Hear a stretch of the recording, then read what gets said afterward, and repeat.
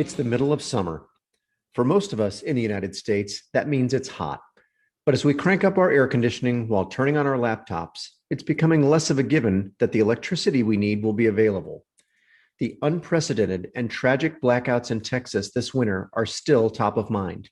Last summer, California's grid operator had to put emergency conservation measures into effect 5 times and implemented rolling power outages. This year again, customers have been asked to conserve power when demand is high. Meanwhile, cybersecurity threats are also looming. One thing is clear: as the grid transitions, we need to make sure the lights stay on. This is Energy Solutions, a podcast from the Electric Power Supply Association, where we unpack the stories and trends behind America's changing electric grid. I'm your host, Todd Snitchler, EPSA's president and CEO. In this episode, we're digging into job number 1 for energy providers and policymakers: reliability. Because no minute without power is acceptable, and what happened in Texas should never happen again. Our guest is Jim Robb. Jim's the president and CEO of the North American Electric Reliability Corporation, or NERC. NERC is a nonprofit international regulatory authority. Its charge: to assure the effective and efficient reduction of risks to the reliability and security of the power grid, spanning the United States, Canada, and the northern portion of Baja California in Mexico. That includes both physical and cyber security. NERC develops and enforces reliability standards for the industry, monitors the bulk power system, and educates, trains, and certifies industry personnel. NERC also runs the Electricity Information Sharing and Analysis Center, the EISAC, which helps provide situational awareness and threat analysis to the electric industry and government agencies. Finally, NERC produces regular reliability assessments, which analyze whether the electric resources available will be able to meet anticipated demand. In NERC's latest report, the Summer 2021 Reliability Assessment, NERC didn't have the best news. It warned that many parts of the United States are at high or elevated risk to energy emergencies, including California and the Western United States and Texas. NERC warned that even New England may need to draw on other areas to provide power during periods of above normal summer demand. Jim joined us to share more about what's straining the system and how we can try to minimize disruption going forward while transitioning to a lower carbon grid.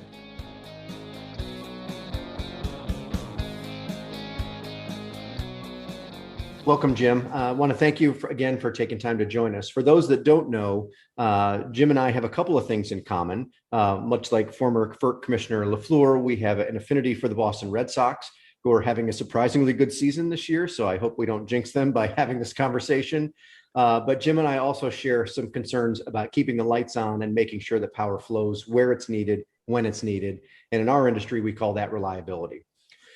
So I don't think we can talk about reliability without diving right into current events and what's in the headlines. So there are issues, of course, all over, but the attention has been focused most recently in the West between the drought and the situations in the Pacific Northwest, and of course, the conditions in California.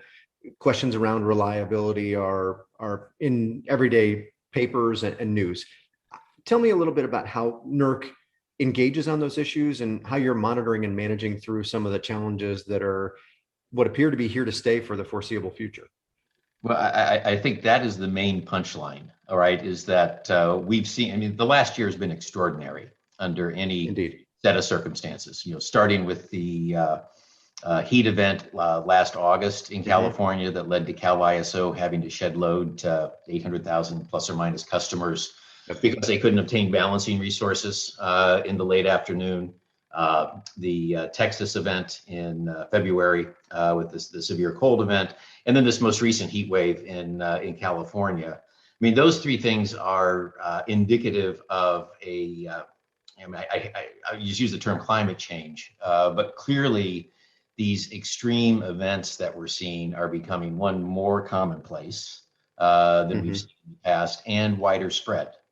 And one of the things that we're having to get our head around is what we call a common condition that affects a much wider area than what we're used to in the past, plus more extremes. More severe cold, more extremely hot temperatures than in the past. Now, that's also happening at the same time where we're changing the resource mix in a fairly significant way, moving away from the traditional base load coal and nuclear kind of anchor for the industry, with so much of the new capacity coming on being variable generation in the form of wind and solar, and natural gas being the fuel that knits that together. So that's changing very rapidly. At the same time, we have this extraordinary change in the operating environment that the utility is in. And because those variable resources tend to also have their generation linked to weather, right? There are a whole bunch of new unknowns that we're having to work through. Wildfires is another really important issue, as you allude to. Sure. I remember talking with the president of San Diego Gas and Electric several years ago, and he said, there's no longer a wildfire season, right? It's all year long. Yeah. And again, with the prolonged drought conditions, that's a cause for real concern, both in terms of the wildfire issue, as well as the ability of hydrogeneration to play the role that it's historically played in places like California and so forth. Have you been surprised at the pace of change and some of the reliability challenges that are emerging, or how would you view that? Well, first of all, the pace of change has clearly picked up. It's been a really extraordinary set of changes over the last, probably going back 10, 15 years. You asked about kind of, being able to foresee these issues. We've been talking about this for a while. And interestingly, we went back to our 2018 long-term reliability assessment, where we do a 10-year ahead look at basically resource adequacy, but we do it through a probabilistic lens. So that picks up some of the uncertainty around variable generation and fuel availability and the like. And in 2018, we basically said that in 2020, California would start to run risk of energy shortfalls. So when I was very happy to see that we had done that, not happy at the outcome. Right. But these things can be modeled and anticipated. Our most recent update to that, we do that every 2 years, where we do this rigorous probabilistic analysis. When we published the 2020 long-term reliability outlook last year, we saw the magnitude of expected unserved energy in California grew, and we saw other areas in the West that start to have similar characteristics, higher risk of unserved energy. If you come back to our most recent summer reliability assessment that we published last May, we identified most areas in the West, California most pronounced, most areas in the West, Texas and parts of MISO, really running the risk of not being able to serve energy, under more extreme weather scenarios. And that's just indicative, I think, of the change in the resource mix. The fact that when we take out a large baseload asset, we remove a tremendous number of kilowatt hours. Right. And even though we add, wind and solar back as quickly as we can, right? There's a basic mass or energy balance problem that needs to be reckoned with. And we sounded the alarm on that in 2018 when I first got to NERC. We published an assessment on the implications of the retirements of these large traditional assets, and basically came to the conclusion that the transition that's playing out is being driven primarily by economics. Environmental characteristics of that generation is appealing as well, but just the economics of wind and solar in particular, have gotten screamingly good. So it's going to be very hard to say you should stop that. But the flag that we threw down was make sure that you manage the pace and the cadence at which this transition occurs. Because we know, and you just had to pay a little bit of attention to Texas in February, that extended periods of time without power that's a really bad period of time. The day you wake up and throw the switch and the lights don't come on, that's the definition of a bad day. Indeed. And that bad day is getting worse as more and more things get electrified. And if you think about the magnitude at which we have electrified the economy, a broad scale power outage very quickly starts to affect commerce, right? Because the internet's down, so people can't transact. You can't get gas out of a gas station anymore because the pumps are all electric. You can't get money from the bank because the ATMs are shut down. Cell towers start to fail pretty quickly. Mhm. Very few people have landlines anymore, and if they do, they're probably VoIP. Yeah. So you can see that, the electric system is nobody really cares about it as long as it's working. Right. And then it becomes issue number one when it's not. But the day that it doesn't is a really, really bad day. Yep.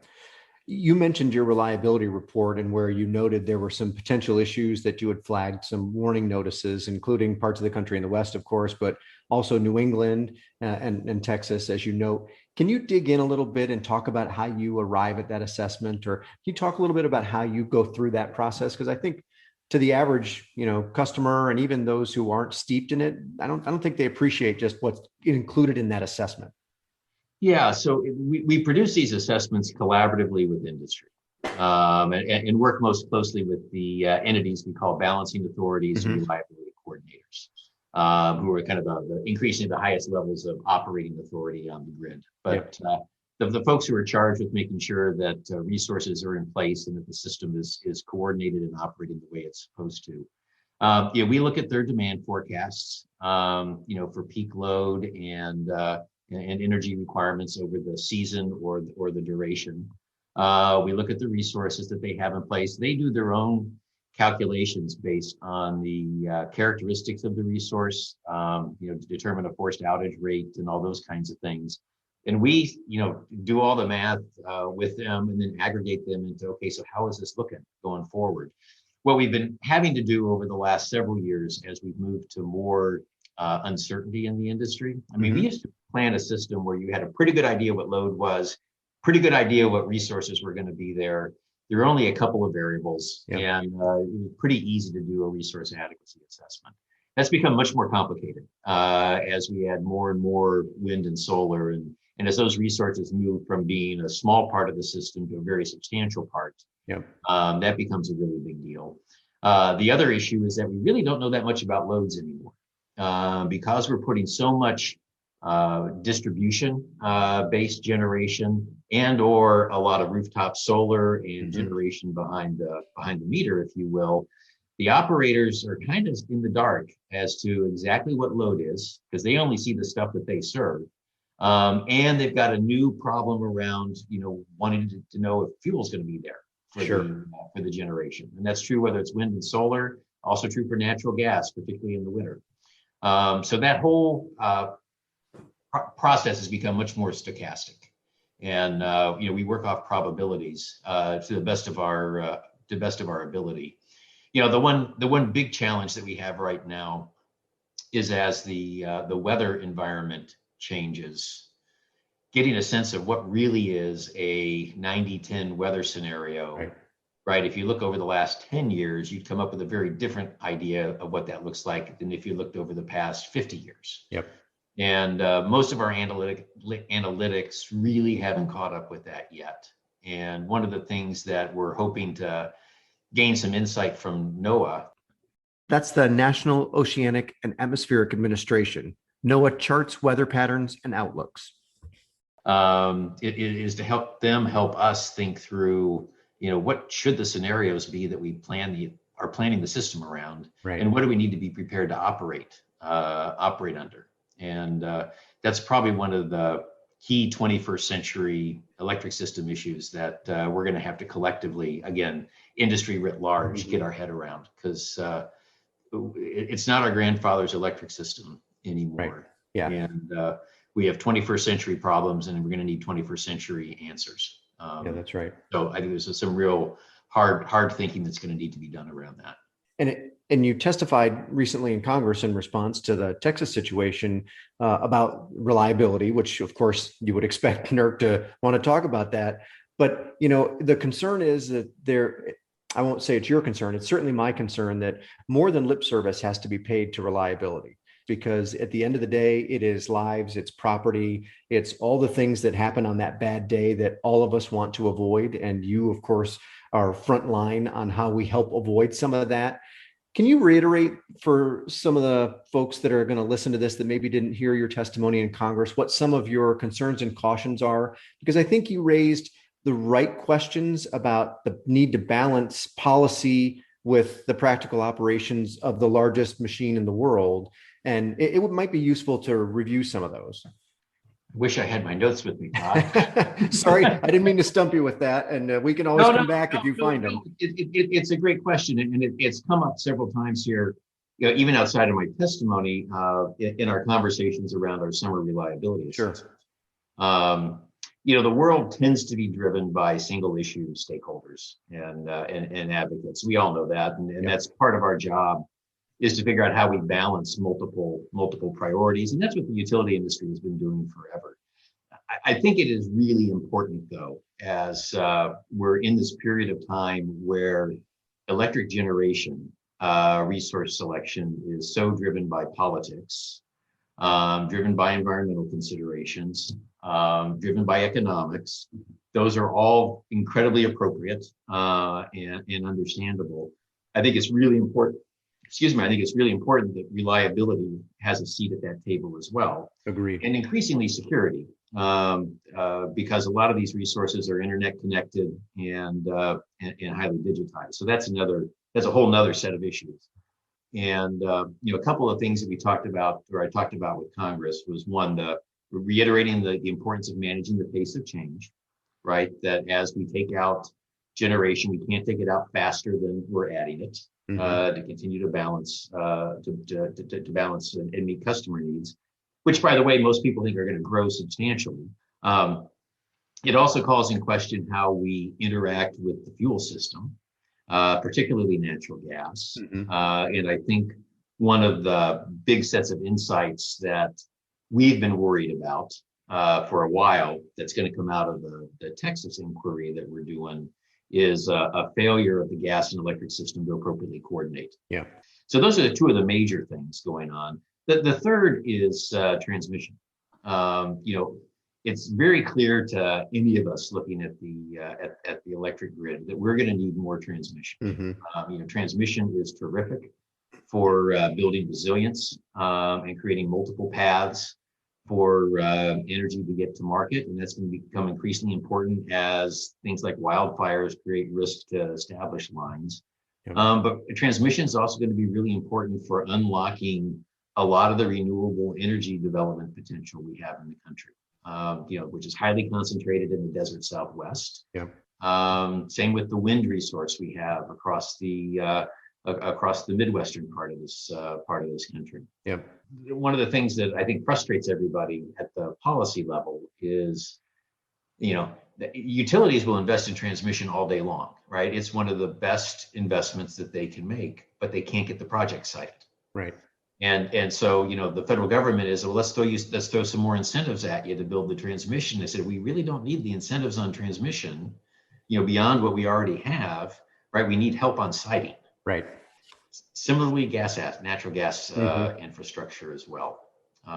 So those are some of the things that we have to start having balanced views on relative to the kind of the long-term view of where this industry is going to go, because the issue around balancing resources, for example, right, when you have these variable production profile resources like wind and solar, you need something very flexible to come in around them. Right now, we use natural gas for that. And natural gas is a beautiful fuel for that. And it's delivered some remarkable environmental benefits for the country as well. Well, a lot of people would like gas to be sunsetted. And I understand that. It has a carbon footprint and everything else. The question is, what's going to come behind it? Right. And what's going to come behind it is either going to be small modular nuclear reactors, which are a long way away from commercial viability, a hydrogen system, which is also a long way from commercial viability, or large scale, long duration batteries, which are also a long time away from commercial viability. So the plea that I always make is we can't underinvest in gas throughout this transition. And that's not a statement that a lot of people like to hear. But again, until we have a viable alternative for gas, for balancing, it's the fuel that keeps the lights on. You are really addressing the really tough issue, but the very important one, which is the intersection of aspirational goals and policy preferences with the practical operations of a reliable electric grid. And That's very so well said. I think compromise is sometimes viewed as a dirty word. And I think you're going to have some compromises on aspirational goals with practical realities. And of course, we leave that to the operators and the engineers to help us figure out how to do that. And let's innovate and bring technology to bear to that problem. But until it's ready, you can't just hope for the best, because that's how we end up with significant outages, and nobody wants that. Yeah, no, crossing your fingers is not a good strategy. Correct. And it is certainly not one we would sanction. And I think you're right, Todd. I think, one of the things I've always said is if you give enough engineers enough time and enough money, they'll solve any problem That's right. that we throw at them. But they need to have the time and the money to develop these technologies, because we really just don't have them. We have, as you say, we have aspirational goals and we have visions for how to get there. But I think what a lot of people struggle with who aren't involved in the industry is really just appreciating the scale Correct. involved in the work that the industry does. Yeah. People get very excited about, we may have a gigawatt of batteries in California by the end of the year, and that's remarkable. And batteries, even if they're 4-hour lithium-ion batteries, can play a really important role in stabilizing the grid and providing some really important reliability services. Mm-hmm. But that's nowhere near what we would need to be able to work through a 4-day solar drought. Right. And that's just a very, very different equation to work through. You've mentioned a couple times now, kind of around the edges, the issue of cybersecurity and certainly physical security as well. So, and I don't want to not give that the appropriate amount of attention. So talk a little bit for me, if you would, about how NERC is thinking about that, and what do you see are some of the major challenges confronting the grid when it comes to cyber, and how's NERC engaging on those? So I think, to my earlier point about last year being an extraordinary year, dating back to the early December discovery of the solar winds compromise. Which seems like forever ago, and it was only 7 months ago. Right. That really got a lot of people's attention. One, the level of sophistication of that attack, the fact that it solves what the cyber guys have described to me as the one-to-many problem, right? It's very, very hard to go attack every specific asset by getting into these, systems that are used not ubiquitously but close to. Yeah. You can infect a lot more people much more easily. Followed with the Microsoft Exchange issue, the Pulse Connect Secure supply chain issue, the Colonial Pipeline, and then just last week, the KSA. I don't know if I'm pronouncing that correct. Nation state activity as well as organized cybercrime. And I think if anybody had any doubts, this proves that the bad guys are bad, not dumb. Yep.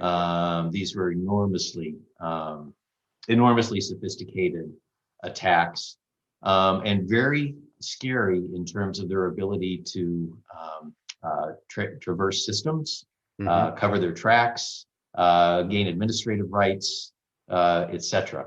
So it's caused everyone a lot of pause and a lot of issues. Now, the one thing that is, I will say, very a strong suit of the electric industry is we probably have, of all of the critical infrastructure sectors, we probably have the most robust cyber protections built in. We're the only sector that has mandatory standards around what we call CIP, critical infrastructure protection standards. We have an extraordinarily engaged subsector coordinating council through the ESCC that gets practiced quite a lot, because we also use that body to coordinate storm response to major weather events. So there's a good rhythm of that group getting together and also working with our government partners as necessary. I'm very proud of this. We have had a rapidly improving capability in the eISAC that NERC operates for the industry. It's a terrific resource. Could not have said that 3 to 5 years ago, but it's come in an enormous way, both in terms of the capabilities of the team there, the relationships that we've built with our government partners, which really got turbocharged last year with the pandemic, in creating an environment where we can get information out to industry very, very quickly in a way that's very, very useful. We've augmented the channels that we use to communicate and so forth. So that's the fourth piece, or the third piece. And then the fourth piece is just that industry gets it, right? When we get that we're the first 7%, we generally get that we're on the front lines of a global war. We generally get that we're outmatched by our adversaries. And we have a culture within the industry of operating together. So the ability and willingness of companies to share situational awareness data with each other and talk through jointly issues as they come up is much more advanced in our sector than it is, for example, in the communications sector, where they compete with each other on security. Right.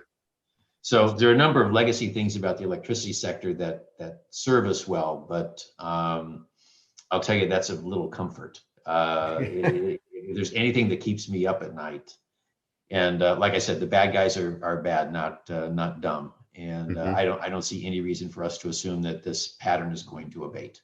Yep, agreed.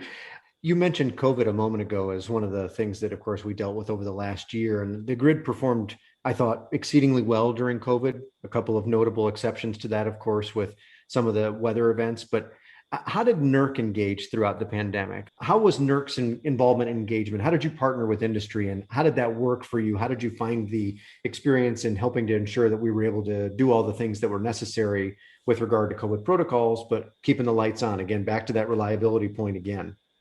Well, I think the COVID experience over the last 18 months has been, in some levels, the industry at its finest, right? Because the ecosystem, I think, came together and said, okay, look, we got a problem.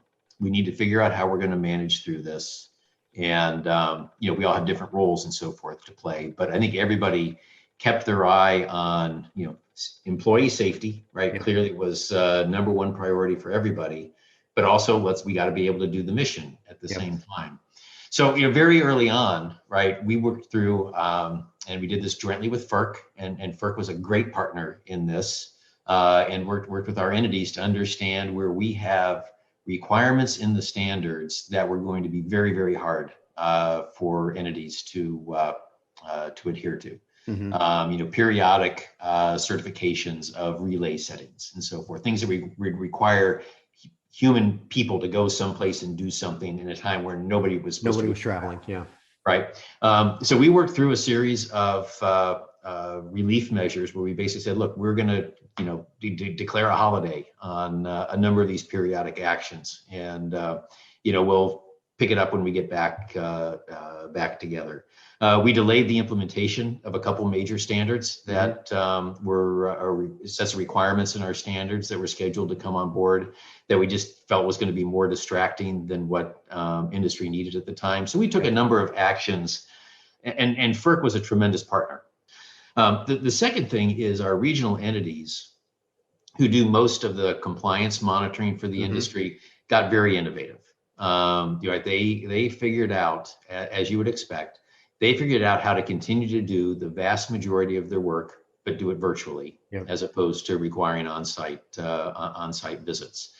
And then third is industry didn't take its eye off the ball. One of the things that this is a little geeky, but one of the things that we look at are the number of self-reports. When entities through their natural control systems, find non-compliances and report them to us, that kept up pace. So entities were continuing to pay attention to this. So that was one big area. I'd say the other thing we did is we wanted to we recognized that we were living through extraordinary times. Sure. And so we wanted to make sure that we documented for whenever the next pandemic comes, because there'll surely be another one, what we learned. So we took on a fairly substantial effort collaboratively with the North American Transmission Forum, with FERC, and I believe Department of Energy was involved too, in just creating a resource guide, kind of a lessons learned, and best practices sharing mechanism. And that went through several iterations. And then the third thing was just the participation in the ESCC.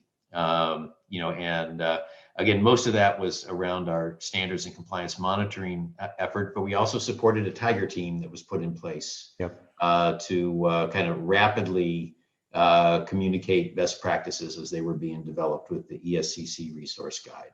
So a number of things that came together, but the most important thing was, I think, everybody did their role and they did it Mm-hmm. very well.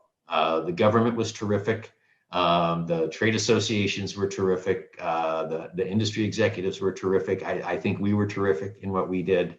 FERC was very constructive through the process, and Department of Energy, through an administration change, was also a very important part of making this all come together.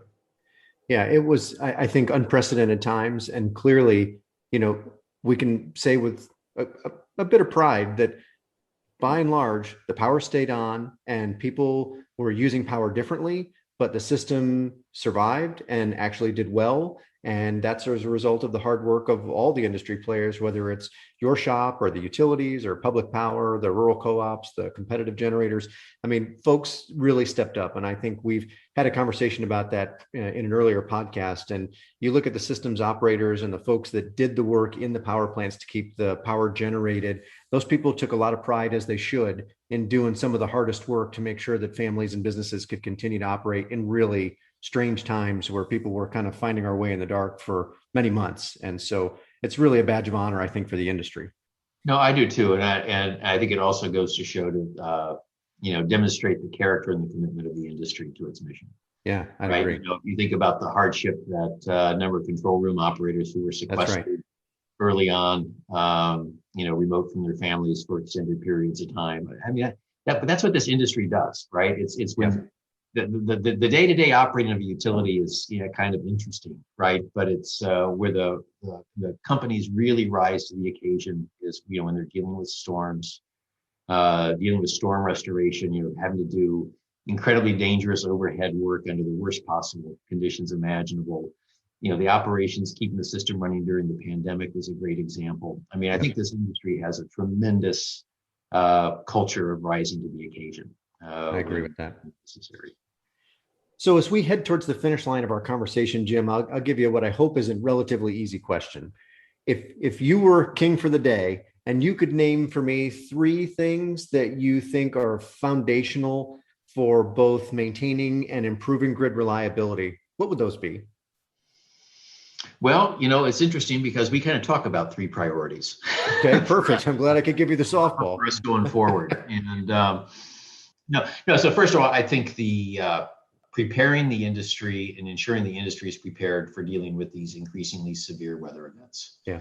Understanding the resource mix changes, how that interacts with weather, better understanding of what demand we need to be planning for and what resources we'll really have to array to serve that demand. Mm-hmm. That whole equation around how we plan and operate the system under more extreme conditions than we have in the past. That's probably number 1. Because that affects everybody every day.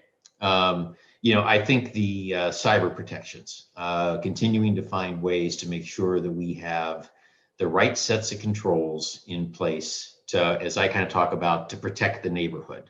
So this is going to be a hard problem to solve. If it wasn't hard, we'd solve it already. And then the third is just dealing with all of these issues that are, quote, what I call them as the issues on the fringes. Things that aren't within our formal jurisdiction, but are really, really important to our ability to for the industry to deliver its reliability mission. And that gets into how we think about fuel. How do we think about the getting better visibility into what's on the distribution system and what's behind the meter, so the operators have better visibility and control. There are a whole range of things around that, and part and parcel with that is this whole notion of moving away from resource planning to energy planning, because we increasingly have more and more assets on the system that have capacity, but not necessarily energy behind them. And so there's a whole kind of change in planning paradigm that needs to come along with that. So those would be the 3 things that I would say are most important for us right now. Yeah, I wish I could say any one of those 3 seems easily achievable, but you definitely have your plate full and a lot of things that are simultaneously interacting as well, which complicates the problem even further. Well, and we need to solve all these in sensible ways. That's right. They're complicated problems. Like I said, if they were easy, they'd be solved already. They won't be free, but it's important that we get them right. Yep. Well, Jim, I appreciate the generosity you've shared your time with us today and your perspectives on how we need to think about the intersection of policy, reliability, what NERC's priorities are. So we all want the same thing in the end, which is the reliable operation of the power grid. And so from EPSA to NERC, we're happy to work with you and partner with you. And we certainly appreciate the work that you do and look forward to continuing that relationship going forward. Well, Todd, I can't thank you enough for the opportunity to be here. Right, you guys represent a very important part of this industry, and we've had a great relationship, and we'll continue to do that because we got a lot of work to work on together. Great. Thanks, Jim. Go Sox. Go Sox.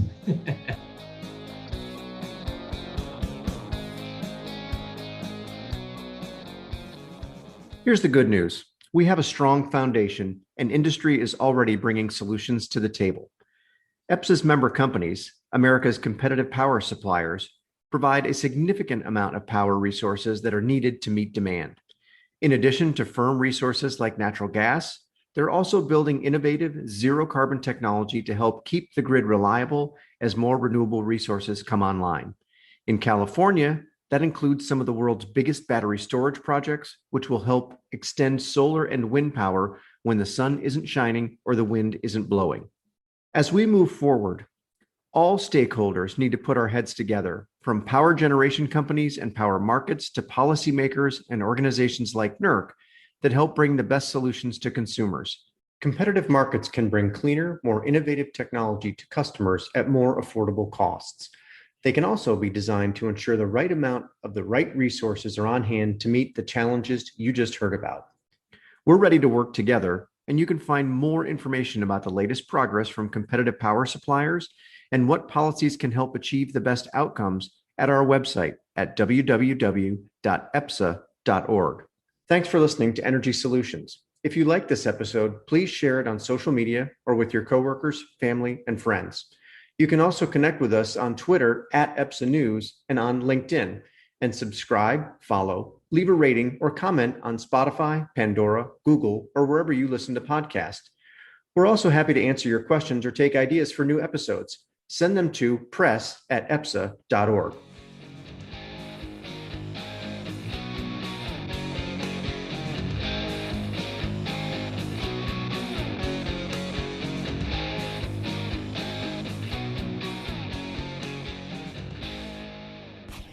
Energy Solutions is brought to you by the Electric Power Supply Association. EPSA represents America's competitive power suppliers, which bring about 150,000 megawatts of power generation resources to customers throughout the United States. Discover the power of competition at www.epsa.org.